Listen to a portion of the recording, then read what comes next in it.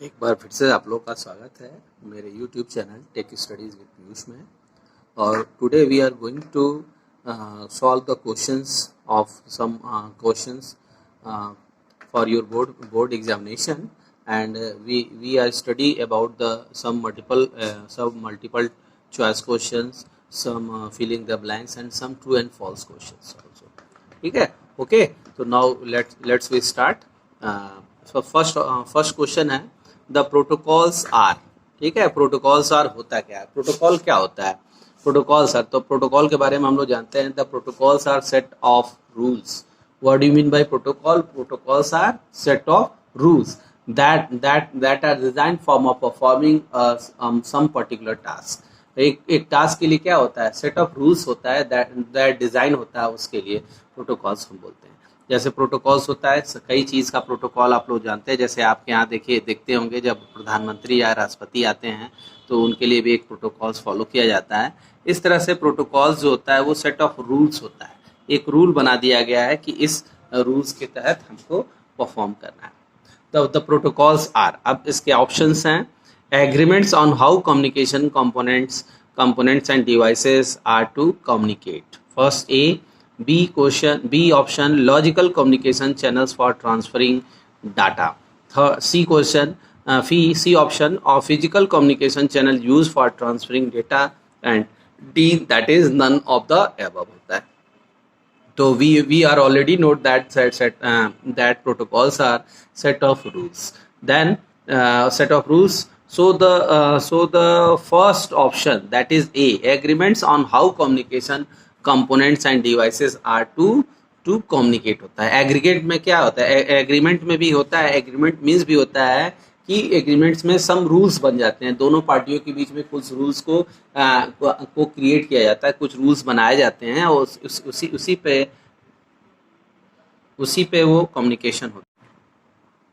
तो जो पहला ऑप्शन है इसमें दिया हुआ है agreement on how communication components and devices are to communicate. ठीक है। दूसरा ऑप्शन है logical communication channels for transferring data. तो अब जैसे इसमें क्या है कि logical communication channel for transferring data, logical communication कुछ होता नहीं है। ठीक है, लॉजिकल कम्युनिकेशन तो ये तो ऑप्शन नहीं होगा, बी ऑप्शन नहीं होगा। सी में physical communication channel use for transferring data, ये भी कोई नहीं होता है। और नन ऑफ द एबव तो होगा नहीं, तो एग्रीमेंट्स होगा। Agreements on how communication components, यानी अब इसमें सारे कंपोनेंट्स आ जाते हैं, चाहे वो गाइडेड हो चाहे अनगाइडेड हो, चाहे वो केबल्स हो चाहे वो डिवाइसेस हो, सारे चैनल्स इसमें आ जाते हैं। इसलिए पहला ऑप्शन क्या है हमारा, करेक्ट है। तो यानी agreements on how communication components and devices are to communicate होता है, करेक्ट। ओके, उसके बाद नेक्स्ट क्वेश्चन है the computer converting a digital signal into an analog signal is called। यानी in computer converting a digital signal into an analog signal, यानी जब हम digital signal को एनालॉग सिग्नल में कन्वर्ट करते हैं तो उस प्रोसेस को क्या बोलते हैं, in converting a digital signal into analog signal. तो अब डिजिटल सिग्नल और एनालॉग सिग्नल को जब हम कन्वर्ट करते हैं तो इसको क्या बोलते हैं। तो आप इसको एक थोड़ा सा एग्जाम्पल से समझ लीजिए इस क्वेश्चन को। ये क्वेश्चन बहुत ही कॉमन क्वेश्चन है और बहुत ही पूछा जाता है। ठीक है, आप देखिए जैसे होता क्या है कि जैसे दो तरह के सिग्नल होते हैं, दो तरह के सिग्नल्स होते हैं। एक जो सिग्नल होता है अगर ऐसे है, ये अगर हम ग्राफ खींचते हैं, ठीक है, तो जो एनालॉग सिग्नल होगा वो ऐसे जाएगा।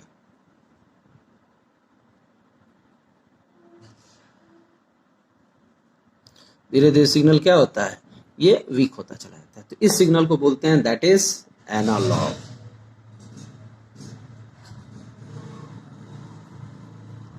सिग्नल, ठीक। अब डिजिटल सिग्नल क्या होता है, ये एनालॉग होता है। और डिजिटल सिग्नल में क्या होता है, डिजिटल जो सिग्नल होता है उसमें भी प्लस और माइनस होगा। और ये कभी भी माइनस में नहीं आता है, ये हमेशा प्लस में जाता है, ये बात इस तरह से।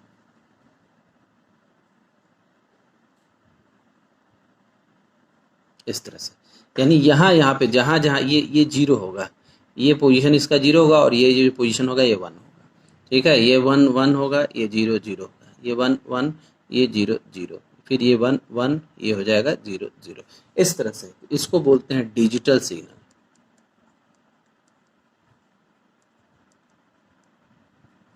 ठीक, तो ये बोला जाता है डिजिटल सिग्नल। ये दो सिग्नल्स होते हैं। अब अगर होता क्या है कि जो जैसे ये एनालॉग सिग्नल्स के बहुत सारे एग्जांपल है, जैसे इसमें आता है, इसमें हम लोग माइक्रोफोन, वोल्ट मीटर, मीटर, ये सब जितने भी डिवाइसेस आते हैं सब इसमें आता है। और डिजिटल सिग्नल मतलब ऐसे डिवाइसेस जो डिजिटल सिग्नल्स को यूज करते हैं, वो डिजिटल सिग्नल्स होते हैं। और इसका बेस्ट एग्जांपल होता है कौन सा, हमारा कंप्यूटर, लैपटॉप, ये सब हमारा क्या होगा, डिजिटल सिग्नल पे वर्क होगा। अब देखिए यहाँ पे एनालॉग सिग्नल और डिजिटल सिग्नल में ये डिफरेंस होता है कि एनालॉग सिग्नल क्या होता है, जैसे जैसे टाइम बढ़ेगा, टाइम के हिसाब से अगर ये टाइम बढ़ता जाता है, ये जैसे जैसे टाइम बढ़ेगा या डिस्टेंस अगर बढ़ता जाता है तो ये सिग्नल्स पहले ज़्यादा होगा, फिर धीरे धीरे धीरे धीरे सिग्नल्स का एम्पलीट्यूड्स क्या होता जाता है, कम चल होता जाता है। इसका मतलब जो हम बोलते हैं, जैसे वॉइस, वॉइस हम बोल रहे हैं जो चीज़, ठीक है, वॉइस भी हमारा क्या होता है, एनालॉग सिग्नल होता है। हम जब बोलते हैं तो जो सबसे नज़दीक रहता है उसको ज़्यादा तेज सुनाई देता है। धीरे धीरे जैसे जैसे डिस्टेंस बढ़ता जाता है, हमारा सिग्नल सुनने की क्षमता क्या होती है, धीरे धीरे आवाज़ मेरी कम होती जाएगी और एक समय क्या होगा, खत्म हो जाएगा। इसी तरह से यहाँ पे क्या होता है, डिजिटल सिग्नल्स में क्या होता है, या तो सिग्नल होगा या तो नहीं होगा। देखिए गैप आ गया, फिर ये सिग्नल होगा, तो ये हमारा कंटिन्यूअस सिग्नल होता है। ये सिग्नल्स को बोलते हैं कंटिन्यूअस सिग्नल, क्योंकि लगातार है। और ये जो होता है ये डिसकंटिन्यूअस है, इन दोनों के बीच में देखिए गैप है, फिर इस सिग्नल्स के बीच में गैप है, तो इसको बोलते हैं डिसकंटिन्यूअस सिग्नल्स होता है। ठीक, तो अब होता क्या है कि कन्वर्जन क्या होता है, अगर हम एनालॉग से डिजिटल में कन्वर्ट कर रहे हैं या डिजिटल से, अब जैसे क्वेश्चन में पूछा है converting digital signal into analog signal, अगर हम डिजिटल सिग्नल से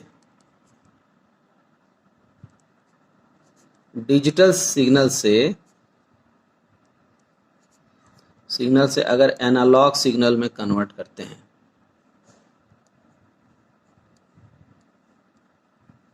अगर डिजिटल सिग्नल से एनालॉग सिग्नल में अगर कन्वर्ट करते हैं तो उसको बोलते हैं मॉड्यूलेशन। उसको जो बोला जाता है वो क्या चीज होता है, इसको हम बोलते हैं मॉड्यूलेशन।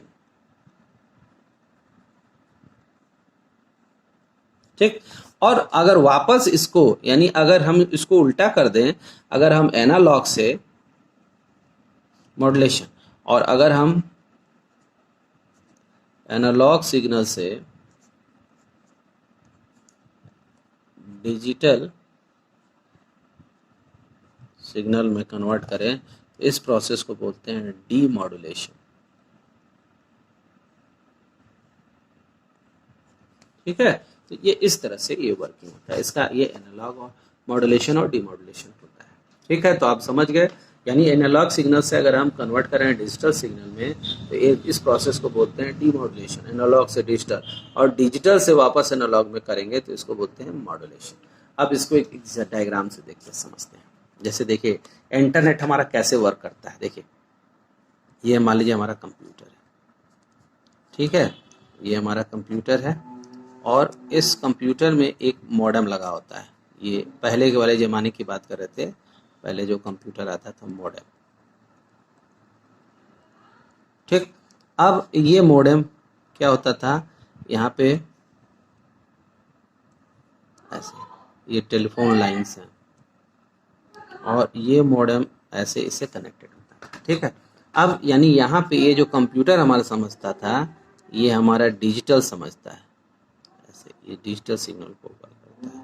ये जो कंप्यूटर है हमारा डिजिटल सिग्नल पे वर्क करता है, और ये मॉडेम जो है ये करता क्या है, और यहाँ पे जो सिग्नल्स होगा अदर एंड पे, अब यहाँ पे भी जो सिग्नल होगा ये सब पोल है, ठीक है, और यहाँ पे जो ट्रांसमिशन होगा सिग्नल्स का वो एनालॉग सिग्नल का ट्रांसमिशन होता है, ऐसे धीरे धीरे ऐसे, ये एनालॉग सिग्नल का ट्रांसमिशन होता है। और अदर एंड पे क्या होगा, यहाँ पे भी एक कंप्यूटर बन जाएगा, और ये भी कौन सा लैंग्वेज समझता है, डिजिटल, ये डिजिटल पे वर्क करता है। और यहाँ पे भी एक मॉडेम लग जाएगा,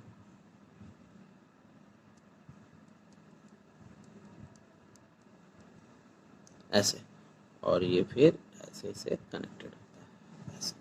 ठीक, तो अब देखिए पूरे डायग्राम को आप लोग देखिए, दिख रहा होगा।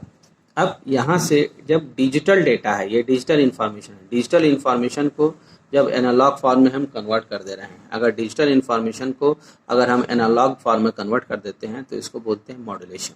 तो यानी ये डिजिटल इन्फॉर्मेशन है, मॉडेम के थ्रू इसको एनालॉग में कन्वर्ट करके हमने टेलीफोन लाइन के थ्रू इसको ट्रांसमिट कर दिया, यहाँ से ट्रांसमिट हो गया एनालॉग सिग्नल, और अदर रिसीवर एंड पे क्या हो गया, फिर एनालॉग सिग्नल को ये वाला मॉडेम रिसीव किया और इसको फिर से डीमॉड्यूलेशन में कर दिया, यानी एनालॉग से फिर से डिजिटल में कन्वर्ट कर दिया, डिजिटल सिग्नल में कन्वर्ट कर दिया, यानी यहाँ डीमॉड्यूलेशन हो गया। तो यहाँ यानी यहाँ पे मॉड्यूलेशन हो गया है, डिजिटल से एनालॉग में कन्वर्ट हो गया और वापस एनालॉग से डिजिटल फॉर्म में कन्वर्ट हो गया, यानी ये सिग्नल्स का मॉड्यूलेशन और डीमॉड्यूलेशन है। इस तरह से ये पूरा प्रोसेस होता है। क्लियर? अब आपको समझ में आ गया, एनालॉग सिग्नल, डिजिटल सिग्नल, सारे फैक्टर्स क्लियर हैं। It is very clear that analog signals is also known as continuous signals, that its signals are continuously moved from one place to another place. But in digital signal, the discontinuous digital signal is also known as discontinuous signals because these signals are discontinuous. If these signals is happen appear, otherwise not appear, यानी it means यानी gap होता है इन signals के बीच में, क्या होगा, gap होगा, या तो होगा या तो नहीं होगा, या तो होगा या तो नहीं होगा, इस तरह से। if we convert digital signal into analog signal, that term is more known as modulation, and further again analog signal convert into digital signal, we also known as demodulation, and the whole process is known as demodulation. So this is the basic structure of communication. If suppose that if one computer, our computer works on digital signals and modem converts a digital signal into analog and transmit it from the telephone lines, and on the other end we receive the modem receive the signal in analog form from telephone line and convert it into digital form that is easily understood by our computer. So this phenomena, this whole process is known as modulation and demodulation, and this is the basic structure, the basic working of a modem. Clear? Okay. So in computer converting a digital data into an analog signal is called modulation. It's also known as modulation. Clear? Third one is in computer process of superimposing a low frequency signal over a high frequency signal is called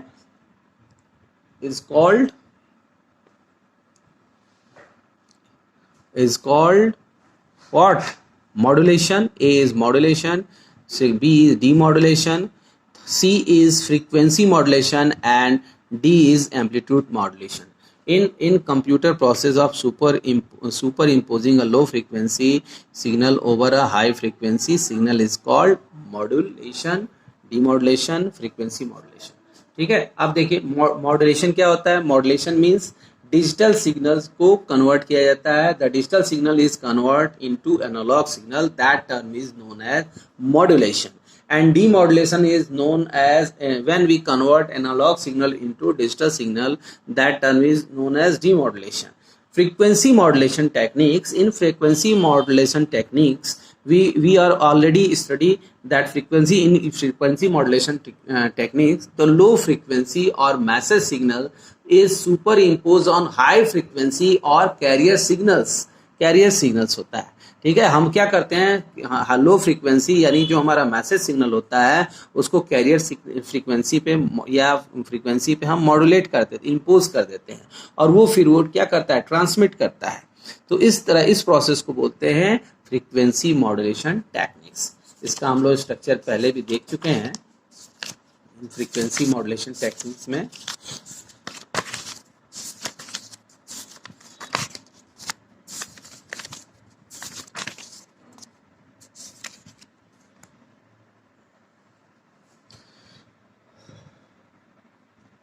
Frequency modulation. The correct answer is frequency modulation techniques.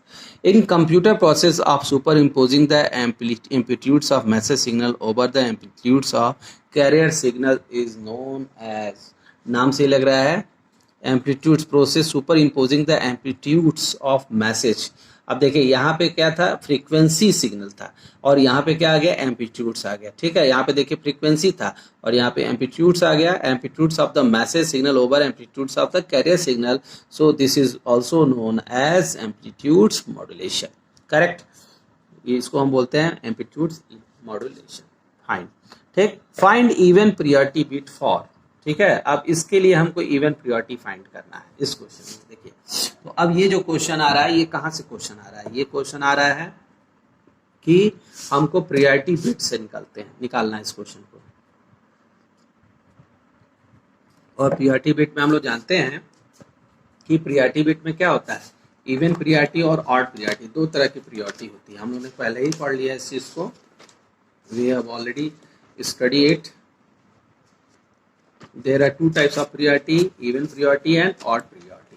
अब इसके बारे में भी देख लीजिए, थोड़ा सा revision भी हो जाएगा। देखिए, ऑड नंबर ऑफ वंस है, ठीक है, अगर if suppose that odd number of ones होगा तो क्या होगा, ऐड 1 करेंगे, ठीक है, एज द प्रियोरिटी बिट, और इवन नंबर ऑफ वंस होगा तो ऐड करेंगे 0 एज द प्रियोरिटी बिट। अब जैसे यहाँ पे ये है, तो यहाँ पे नंबर ऑफ वंस देखिए 1 2 3 4 5 6 6 है, तो 6 का मतलब क्या हो गया, इवन हो गया, तो इवन के लिए कौन से टर्म यूज करेंगे, 0 ऐड करेंगे, तो यहाँ पे 0 ऐड हो गया। इसी तरह से 1 2 3 4 5 हो गया, तो 5 का मतलब ऑड हो गया, यानी ऑड प्रियोरिटी 1 हो गया। तो इस तरह से इसको प्रियोरिटी बिट को चेक करते हैं। और यहाँ लिखा है 0 priority bit is add because number of ones is even, hence 1 priority bit is add because number of ones was odd, to make it even 1 add हो गया। तो इस तरह से हम नंबर ऑफ वंस काउंट करके हम प्रियोरिटी को निकाल सकते हैं, इवन नंबर ऑफ वंस और ऑड नंबर ऑफ वंस। तो in this question find even priority bit for इतना। ठीक है, अब इसका इवन प्रियोरिटी निकालना है। ठीक है, तो अब इवन प्रियोरिटी कैसे निकालेंगे, हम लोग जान भी रहे हैं यहाँ पे कि नंबर ऑफ वंस हम देखते हैं, नंबर ऑफ वंस के ऊपर डिपेंड होता है, और नंबर ऑफ वंस कह रहा है कि फाइंड इवन प्रियोरिटी बिट इसमें।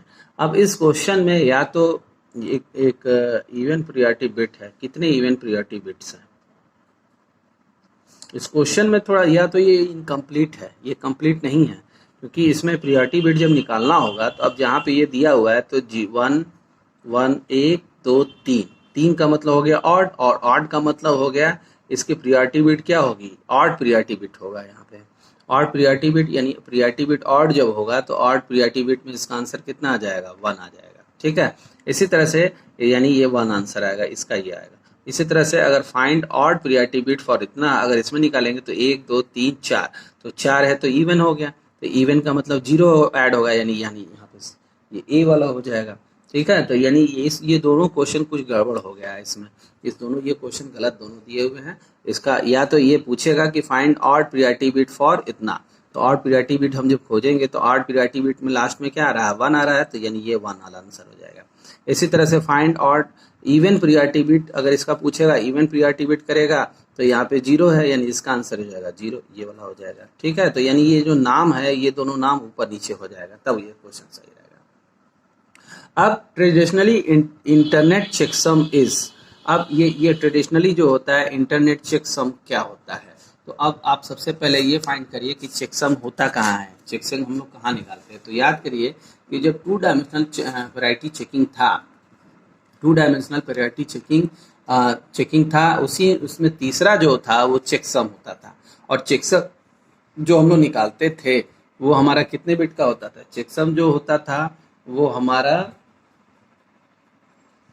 16 बिट का होता था। याद करिए चेकसम क्या होता था, चेकसम हम लोग निकालते थे ऐसे। ठीक है, ये है हमारा चेकसम। ठीक, और चेकसम जो होता था वो 16 बिट का पूरा होता था, ये पूरा जो होता है वो कितने तक बिट का होगा, 16 बिट का होता है, ये इस तरह से निकलता है। तो ये इवन प्रियोरिटी और ऑड प्रियोरिटी, यानी इसका जो आंसर होगा, करेक्ट आंसर जो होगा वो बी होगा, 16 बिट।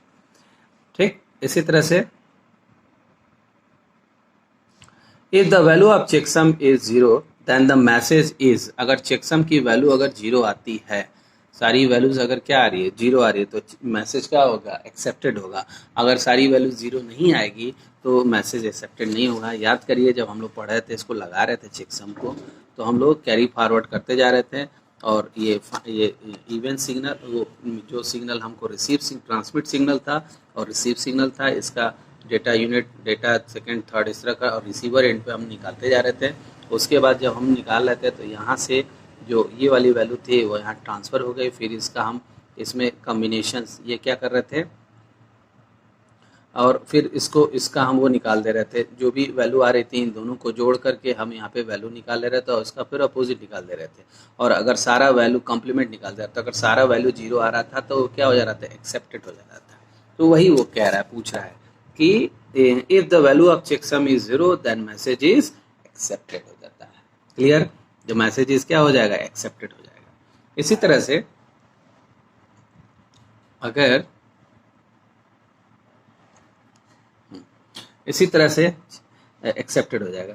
इसी तरह से if the checksum are arithmetics, checksum are मतलब चेकसम होता क्या है, checksums are ones complement arithmetic होता है। वंस कॉम्प्लीमेंट का मतलब कि अगर कोई भी नंबर है, कोई भी नंबर है, जैसे ये नंबर्स हैं, ठीक है। अब इन दोनों में अगर हम ये जैसे नंबर आ रहा है, अब इन दोनों का बाइनरी सम निकाल, अगर हम 1 यहाँ पे ऐड कर देते हैं, अब 0 1 का बाइनरी 1 हो जाएगा, 1 1 का 0 वैल्यू होगा, 1 कैरी हो जाएगा, फिर 1 1 1 और फिर यहाँ पे 0 आ जाएगा। इस तरह से ये क्या होता है, चेकसम जो होता है ये ऐड करके निकलता है यहाँ पे। यानी हमने बताया था कि ये बाइनरी एडिशन होता है। हमने आपको बताया भी था कि चेकसम निकालने के लिए अगर हम 0 + 0 करते हैं तो 0 आता है, 0 + 1 करेंगे तो 1 आएगा, 1 + 0 करेंगे तो 1 आएगा, और 1 + 1 करेंगे तो 1 आएगा, और 1 क्या हो जाता है, कैरी बिट हो जाता है, एक हमारा कैरी बिट आ जाता है। तो वही बाइनरी एडिशन होता है, जो भी बाइनरी डिजिट होगा उसमें 1 हम ऐड कर देंगे तो हमारा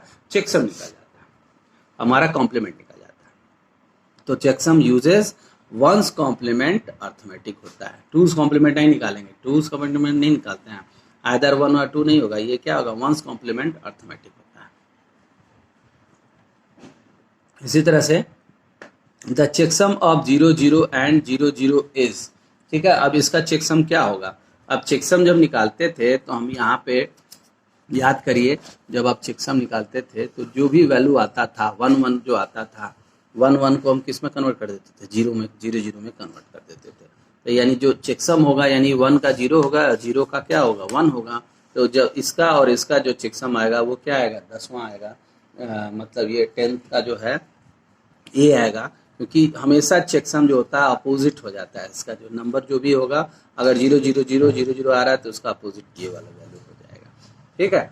इस तरह से होता है। इसी तरह से 11th वाला question, protocol standard that is used for transferring data among computer on the internet, यानी कौन सा प्रोटोकॉल यूज किया जाता है ट्रांसफरिंग डेटा को। तो हम जानते हैं कि कंप्यूटर्स के डेटा को ट्रांसफर करने के लिए, अब देखिए यहाँ पे ना FTP का मतलब होता है फाइल ट्रांसफर प्रोटोकॉल, आर्ची कुछ है नहीं, TCP का होता है ट्रांसमिशन कंट्रोल, गोफर भी कुछ है नहीं। तो यानी जो प्रोटोकॉल्स, ऐसा कौन सा प्रोटोकॉल है जिसको ट्रांसफरिंग डेटा के लिए यूज किया जाता है, तो we already know that the TCP transmission control protocol is a standard protocol that is use for transferring data on the internet, transferring data on the internet होता है।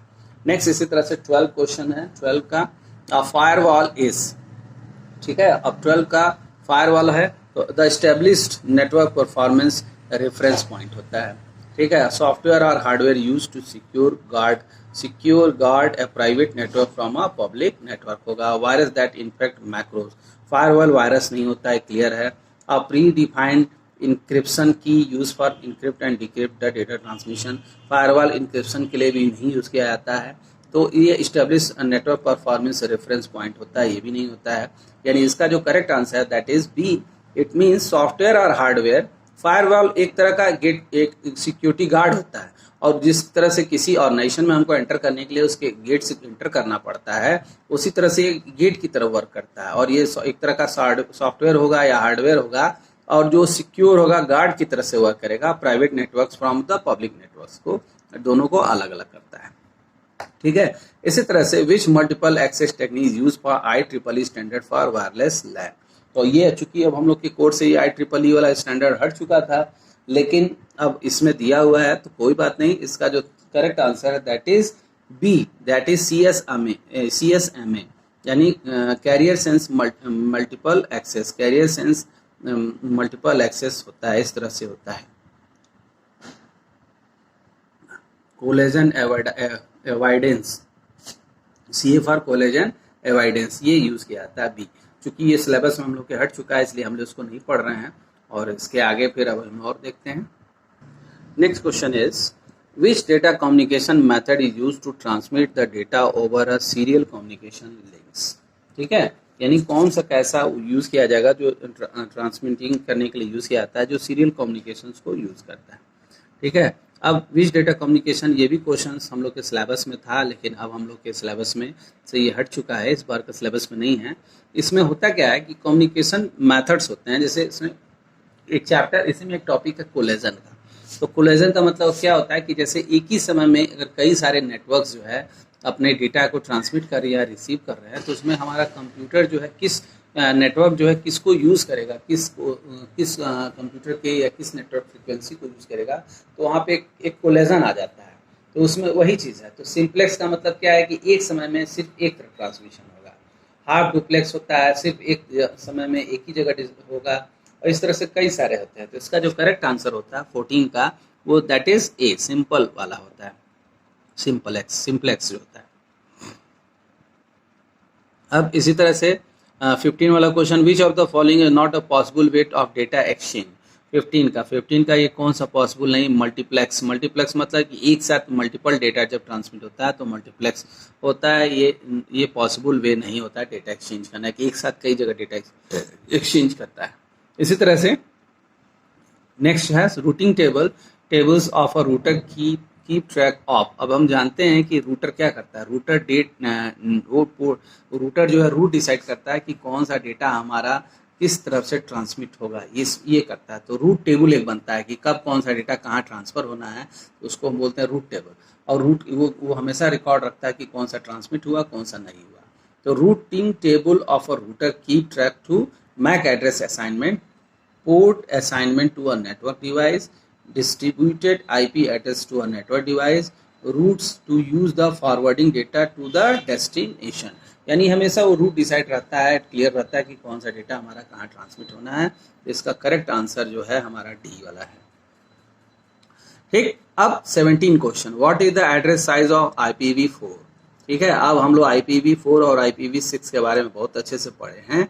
तो IPv4 और IPv6 के बारे में बहुत अच्छे से पढ़े हैं। तो IPv4 होता क्या है, तो IPv4 होता है इंटरनेट प्रोटोकॉल वर्जन 4, और इसमें जो साइज होती है, आप लोग पीछे रिवीजन भी देख लीजिए करके, उसमें देख भी लीजिएगा। इसकी जो साइज होती है 17, यानी इसकी जो साइज होगी वो 32 बिट होती है। That is correct answer. 32 bit इसका होता है, और IPv4 का जो होता है वो 128 होता है। ये क्लियर ही है, यानी हम लोगों ने अभी देखा था 2 to power 32 कॉम्बिनेशन बन सकते हैं इसके।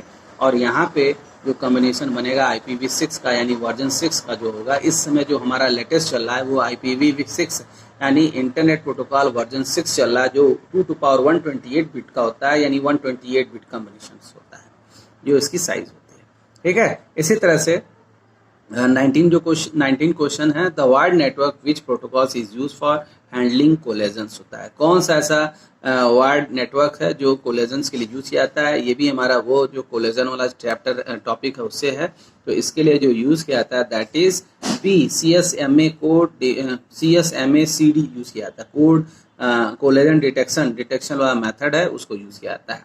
ठीक, इसी तरह से विच वायरलेस नेटवर्क, अब देखिए यहाँ पे वायर्ड नेटवर्क था, और यहाँ पे तो वायर्ड नेटवर्क में CSMA CD यूज किया गया, और ये वायरलेस नेटवर्क है। तो वायरलेस नेटवर्क में जो प्रोटोकॉल यूज किया जाता है दैट इज CSMA। ये ऑथेंटिकेशन के लिए यूज, ये मतलब ऑथेंटिकेशन करता है, यहाँ CD मतलब कोड डिटेक्शन करता है, ये ऑथेंटिकेट करता है।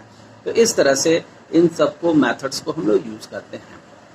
ठीक है, तो नाउ अब आपको मेरे तो समझ में आ रहा है कि आप लोग को समझ में आ गया होगा क्वेश्चन जो आज हमने पढ़ाया है, और इसके आगे भी जो है फिर हम लोग पढ़ते रहेंगे और आगे देखेंगे। वीडियो भी आप हमारे देखते रहेंगे, तब तक देखते रहिए और आगे फिर हम लोग मिलते हैं। Okay, next video.